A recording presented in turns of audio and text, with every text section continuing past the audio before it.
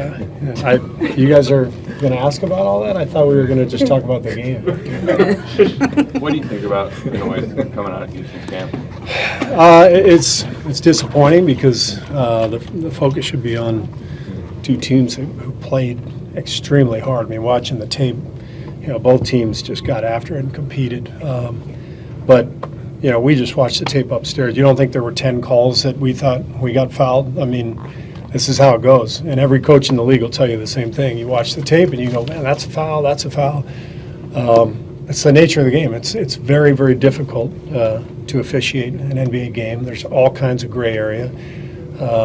And in the modern game, a lot of players have gotten really good at deception, creating contact. And, I don't remember people falling down on three-point shots, all the time when I played. It was a different rule, once you release the ball, you were allowed to make contact. There was no foul, but the game has gotten, there's so much deception as part of it, as part of the game, that it's very, very difficult to officiate.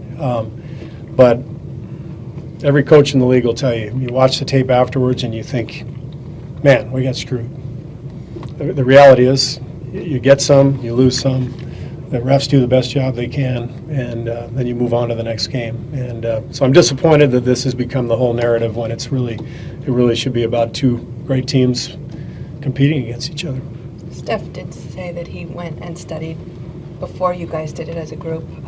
He went and studied every one of James's threes from last night, just to have a better feel going into game two. I mean, is that just him doing his homework? Yeah. That's. I mean, all our guys get personnel tapes before the series starts, and guys who they're going to guard, and so that they're familiar with their patterns and their moves, and so that's a veteran player just doing his job, and then we do it as a team as well, and try to pick out what we did well, what we did poorly, and try to get better each game. Steve, specific to Harden, how do you prepare the group for the way he jumps and the way he comes down after shots? Well, it's tricky. Obviously, he's a great player, and he creates a lot of space, and so you have to try to challenge, without fouling. So there's different ways you can try to do it. There's different options. But it's a difficult job. I mean, he's the best step-back three-point shooter ever, and so it's not an easy job. And we just got to keep doing the best we can and keep the pressure on. And we feel like our defense is good enough where we can force a lot of misses. He's going to make some, but we feel like we can force some misses, and then we got to rebound and run. What do you think the result of all this lobbying and narrative about officiating will be on the game tomorrow? I don't think there will be any result. The referees do their job. People lobby the league all the time. This was a very public way of doing it, but people send in clips of a previous game. There's kind of a process where if you have a complaint, you complain to the league, and so it's rarely done this publicly. But the refs are going to do their job, and as I said,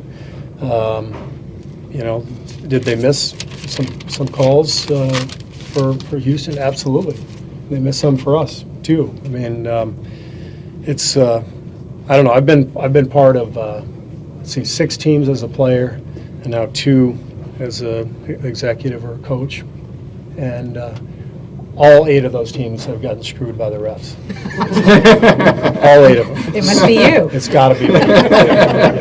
Steve, our Houston affiliate wants to ask about Nene at his age, the contributions that he's making, and what you have to do when he's on the court. I thought Nene really played well last night. He's old school, powerful center who can score inside, and it was a little bit of a surprise to see him. I think that was a decision that Mike made that one of those calls you make where you probably debated in the room and decide to go a certain way, and I thought he played well. Steve, you were pleased with the energy and effort on both ends last night. Not so much some of the turnovers, but it seems like the last few games you've built a little momentum. Yeah, the energy's good. The effort is amazing. The execution was lacking, and our guys know that. They knew it last night. We reinforced it, on the in the film session, and that's where we've got to clean up. 20 turnovers, a lot of them unforced. When you're playing a great team, you can't live with that. You can't get away with that too often. So we're really happy to get out of game one with a win coming off that Clippers series so quickly, I don't know, 40 hours after, whatever it was. And so now we've got a lead, but there's a long way to go, and we've got to tighten up our game. Hey, Steve, the math played out in your guys' favor yesterday in terms of them not making the large volume of threes and you guys doing well offensively. What do you think is the key in getting through that throughout this series? Getting through just the equation of value, determining threes and the usage of them and other shots. Just got to score more points, however you get there. And we the two teams have very different philosophies and different personnel. So I think Houston does a great job playing to their personnel. We try to do the same thing, and they're going to shoot more threes than we are. We're going to try to get better looks from two. And however the math plays out, there's only one number that matters at the end, and that's who scores more points. You have, obviously, between games lobbying right now. You have rule interpretations. You got constant complaining on the court. How awful a job do referees have? I don't know why anybody would want to be a ref, honestly, but it's they kind of know what they're getting into, when they're training to be refs. All you have to do is watch a game and how intense and competitive NBA playoff games are. And so those guys are going to be under the microscope. We know that now that you've got reviews and social media and everything else. They're on the spot. And as I said, there's so much gray area in this game, and they're going to miss some. For both teams, they're going to get some right for both teams. They're going to do their best. We're going to compete. Whoever wins, wins. But that's all there is to it. Is there too much complaining these days on the court? Yeah. Our guys and me too. We complain an awful lot. There's a lot at stake, and Draymond's already got 3 technicals. I think Kevin has a couple. So we've got to find a way to compete and walk that line, without crossing the line and being too demonstrative and too emotional on the sidelines and on the court. Steve, why do you think it's worse now? I'm not sure it is worse. It's always been. I just think there's more exposure. There's more media outlets. There's more technology. Every single play in a playoff game, there's so many different angles, and those angles immediately are put on social media, and the fire burns a lot quicker. The brush fire starts, and it's out of control. And here we are today. The whole story is about some missed calls, and again, like we didn't get any missed calls. Like every missed call went their way. Come on. How much ref lobbying and complaining and stuff we're talking about was there in the 90s? Do you remember? I don't remember because, on the court there was plenty. I don't remember the process. I don't know if there was the protocol where you could send in plays back in the 90s. But the league tries to do the best they can and cover their bases with all that stuff and be fair to everybody. But it's a tough job.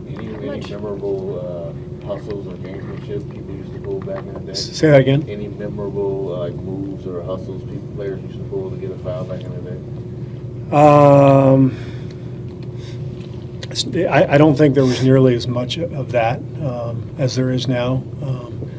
There's play was it was a much more condensed game. You didn't have all the spacing that you have today, so you didn't have as many driving lanes. You had teams trying to get out in transition, but you had a lot of wrestling matches. And one of the reasons the league decided to change the rules were some of those finals games in the late 90s, mid to late 90s. I played in a lot of 78, 73, and it was it was just a wrestling match the whole way. So, league, the league has really favored the offensive player over the last 15 years in the way the rules are written. So you're able to get away with more. And as players have been able to get away with more, they've manipulated the game to really a perimeter game. It's become much more perimeter oriented than on the inside. These guys are all smart. I'm not talking about I'm talking about the whole league. Guys are really, really clever, and they do their best to get a call, and why wouldn't they?